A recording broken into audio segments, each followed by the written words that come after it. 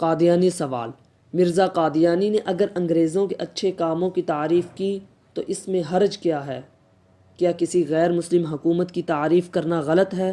جواب: مرزا قادیانی نے انگریز کے اچھے کاموں کی تعریف پر قناعت نہیں بلکہ انگریز کے ایجنٹ، دلال، خوشامدی اور رذیل و ذلیل نوکر کی ٹی ایسا کردار ادا کیا جسے پڑھ کر خود قادیانی خجالت و رذالت کے گہرے سمندر میں ڈوب جاتے ہیں۔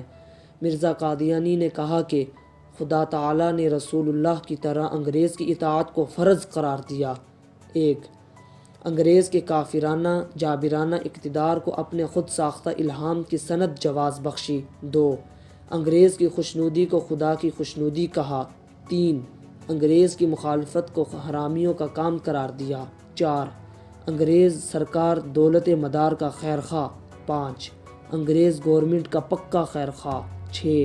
خدا تعالیٰ سے عہد کیا کہ کوئی کتاب انگریز کے احسانات کے ذکر کے بغیر نہیں لکھوں گا۔ 7. اپنی قوم کو انگریز کی سچی اطاعت و خیر خواہی کے لیے بلاؤں گا۔ 8. انگریز گورنمنٹ کی ہمدردی کا پیغام۔ 9. انگریز کی حمایت و اطاعت میں اتنی کتابیں لکھی کہ اس سے 50 الماریاں بھر جائیں۔ 10. میرے ماں باپ بزرگ انگریز کے اتنے خیر خواہ نہ تھے جتنا میں ہوں۔ 11. گورنمنٹ کا دلی جانثار۔ 12. انگریز کی حمایت میں 17 سال سے متواتر پرجوش رہا۔ 13. انگریز گورنمنٹ سے سرکشی خدا اور رسول سے سرکشی ہے۔ 14. اللہ اس کے رسول نے مجھے انگریز کی حمایت کے لیے توجہ دلائی۔ 15. انگریز اولو الامر ہیں۔ 16. انگریز گورنمنٹ کا سایہ رحمت۔ 17. 50,000 کتابیں انگریز کی حمایت میں لکھیں۔ 18. میرے ماں باپ نے انگریز کو 50 گھوڑے 50 لڑنے والے دیے۔ 19. میرے مرید انگریز گورنمنٹ کے سچے خیر خواہ اور مطیع ہیں۔ 20. میری بیعت کی شرائط میں انگریز کی اطاعت شامل ہے۔ 21. انگریز گورنمنٹ کا خیر خواہ اور دعا گو ہوں۔ 22. انگریز گورنمنٹ ہمارے لیے مسلمان گورنمنٹ سے اچھی ہے۔ 23. جہاد کی بیہودہ رسم۔ 24. جہاد مطلقاً حرام۔ 25. مکہ مدینہ سے انگریز حکومت میں زیادہ آرام۔ 26. ملکہ معظمہ زمینی نور، میں مرزا آسمانی نور۔ 27. ملکہ کے نور نے مجھے زمین پر کھینچ لیا۔ 28. گورنمنٹ کے لیے میں تعویذ ہوں۔ 29. انگریز کا خود کاشتہ پودا ہوں۔ 30. تمام تصریحات روز روشن کی طرح مرزا قادیانی کی تحریرات میں واضح ہیں۔ آخر میں اس کے بیٹے مرزا محمود کا اعتراف حق و سچ بھی ملاحظہ ہو۔ فخر اور شرم۔ حضرت مسیح موعود نے فخریہ لکھا ہے کہ میری کوئی کتاب ایسی نہیں جس میں میں نے گورنمنٹ کی تائید نہ کی ہو، مگر مجھے افسوس ہے کہ میں نے غیروں سے نہیں بلکہ احمدیوں کو یہ کہتے سنا ہے۔ میں انہیں احمدی ہی کہوں گا کیونکہ نابینا بھی آخر انسان ہی کہلاتا ہے کہ ہمیں مسیح موعود کی ایسی تحریریں پڑھ کر شرم آ جاتی ہے۔ انہیں شرم کیوں آتی ہے؟ اس لیے کہ ان کی اندر کی آنکھ نہیں کھلی۔ پرانا اعتراض۔ ہمارے مخالفوں کا یہ ایک پرانا اعتراض ہے جو وہ حضرت مسیح موعود کے خلاف پیش کرتے ہیں کہ آپ نعوذ باللہ گورنمنٹ کے خوش آمدی تھے، اور اس وقت ہم سے جدا ہونے والا احمدیوں کا گروہ بھی ہم پر یہ اعتراض کرتا ہے کہ تم گورنمنٹ برطانیہ کے خوش آمدی ہو۔ اسی طرح غیر احمدی بھی اعتراض کرتے ہیں۔ حضرت مسیح موعود نے ان اعتراضوں کی پرواہ کی اور نہ ہم پرواہ کرتے ہیں۔ اعتراضوں کی پرواہ کرنی بھی نہیں چاہیے۔ بے شرم ولد بے شرم، غدار ابن غدار ہونے کا بھی تقاضا یہی ہے کہ بالکل شرم نہیں آنی چاہیے۔ ملعون قادیان کی ذلت امیز خوشامد فرنگ اگر نبوت کا کام ہے۔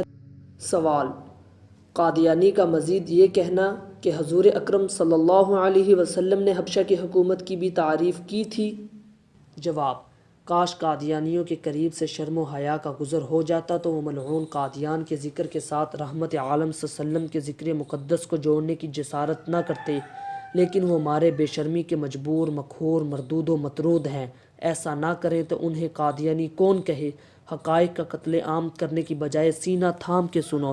جس شاہ حبش نجاشی کے متعلق رحمت عالم صلی اللہ علیہ وسلم نے ذکر خیر فرمایا وہ مسلمان ہوا، اس کا غائبانہ جنازہ رحمت عالم صلی اللہ علیہ وسلم نے پڑھایا، وہاں سے عیسائیت رخصت ہوئی، وہ اسلامی ملک کہلایا۔ آج تک اسلامی ملک ہے۔ اس خطے کے نمائندہ سیدنا حضرت بلال رضی اللہ تعالی عنہ مؤذن نبی صلی اللہ علیہ وسلم تھے۔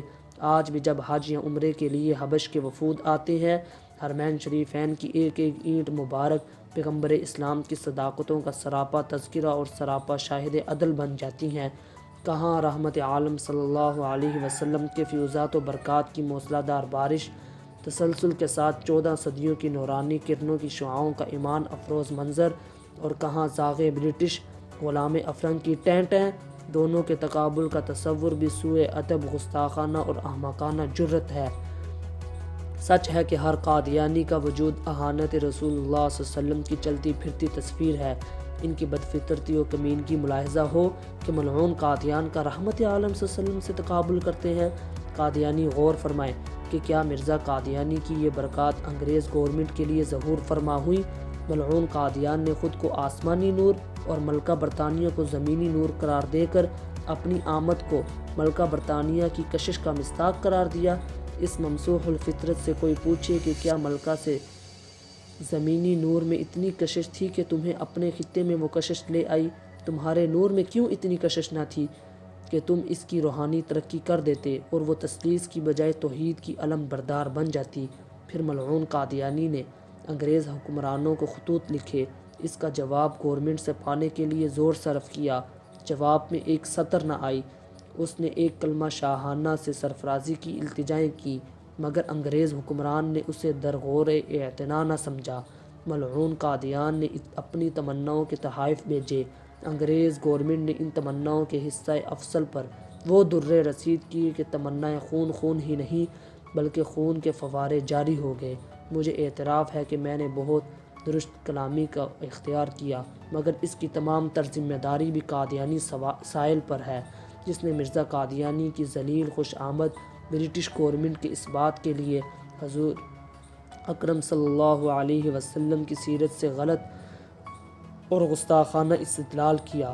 قادیانیوں کو نہیں بولنا چاہیے کہ تمہاری اس گستاخانہ جرت کے جواب میں ملعون قادیان کے رنگین خانگی رازوں کے چیتھڑے اڑانا اور اس کو لیرا لیرا کرنا ہم اپنا فرض سمجھتے ہیں۔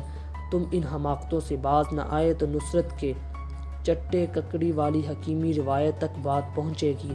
پھر تمہیں احساس ہوگا کہ پیغمبر اسلام صلی اللہ علیہ وسلم کی عزت و ناموس کی پاسبانی میں مسلمان کتنے حساس ہیں۔